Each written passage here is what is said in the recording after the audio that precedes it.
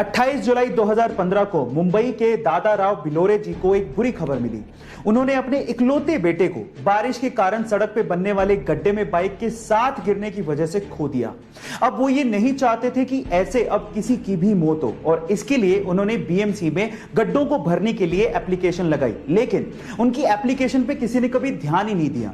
तब उन्होंने डिसाइड किया कि वो खुद इन गड्ढों को भरेंगे और उसके बाद से उन्होंने गड्ढों को भरना शुरू किया और प्रण लिया कि वो इंडिया को गड्ढा मुक्त बनाएंगे। और तब से लेके आज तक वो 550 से भी ज्यादा गड्ढों को भर चुके हैं और उन्होंने इसके लिए एक एप्लीकेशन भी लॉन्च किया है ताकि लोग उस पर शिकायत दर्ज कर सकें और वो गड्ढों को भर सकें। गाइस, दादा राव भिलोरे जी के इस कार्य को मैं सलाम करता हूं। मुंबई के एक अस्पताल में तीरा कामत नाम की एक 5 साल की छोटी सी बच्ची जिंदगी और मौत से जंग लड़ रही है। उस बच्ची को SMA टाइप 1 बीमारी है जिसके चलते उसका इलाज चल रहा है, लेकिन हैरानी की बात यह है कि उस बीमारी के चलते जो उसे इंजेक्शन लगने वाला है उस एक इंजेक्शन की कीमत 16 करोड़ रुपए है। अब इतने बड़े अमाउंट को जुटाने के लिए पेरेंट्स ने सोशल मीडिया पे कैंपेनिंग की और सोशल मीडिया की पावर देखिए कि अभी तक 16 करोड़ रुपए में से 15 करोड़ रुपए सोशल मीडिया के थ्रू जुटाए जा चुके हैं और गवर्नमेंट भी इसमें आगे आई है। इंजेक्शन पर लगने वाला 6 करोड़ रुपए का टैक्स गवर्नमेंट ने माफ कर दिया है। अब गाइस, उस बच्ची को आपकी दुआओं की जरूरत है। इस वीडियो को शेयर करें और उस बच्ची की सलामती की दुआ करें। Thank you so much. Share the video and save the child.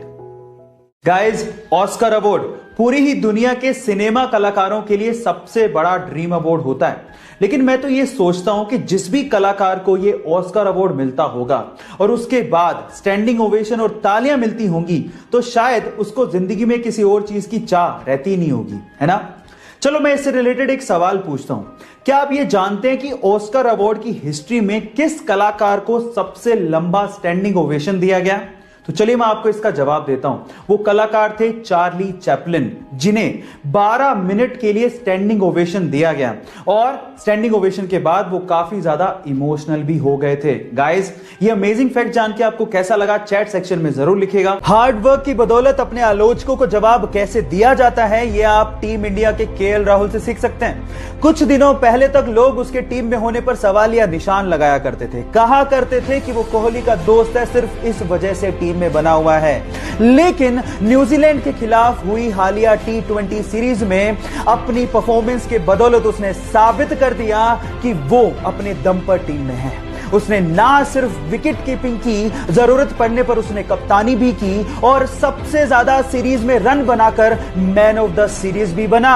और गाइस, यहां सीखने लायक बात यह है कि आलोचक चाहे कुछ भी कहते हो, अगर आपको अपने आप पे विश्वास है तो आप जिंदगी में कुछ भी अचीव कर सकते हो।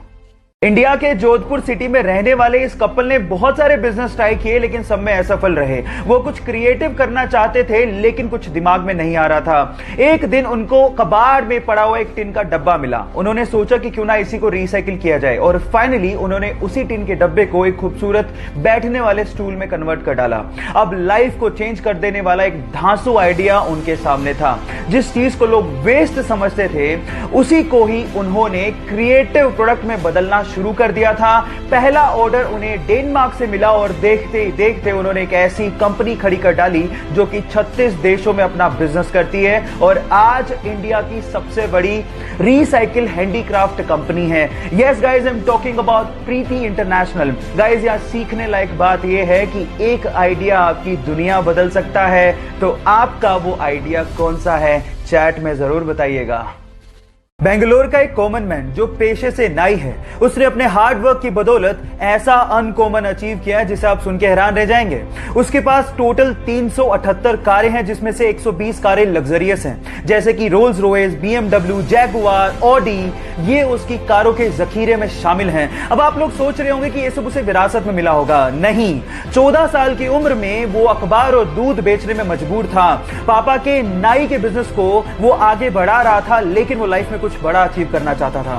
फाइनली उसने एक रेंटल कार का बिजनेस शुरू किया और देखते ही देखते वो बेंगलोर में सबसे बड़ा रेंटल कार बिजनेस बन गया। Yes guys, I am talking about Ramesh Babu. यहां सीखने लायक बात यह है कि अगर आप हार्ड वर्क और अपने आप पे बिलीव रखते हो तो लाइफ में कुछ भी अचीव कर सकते हो।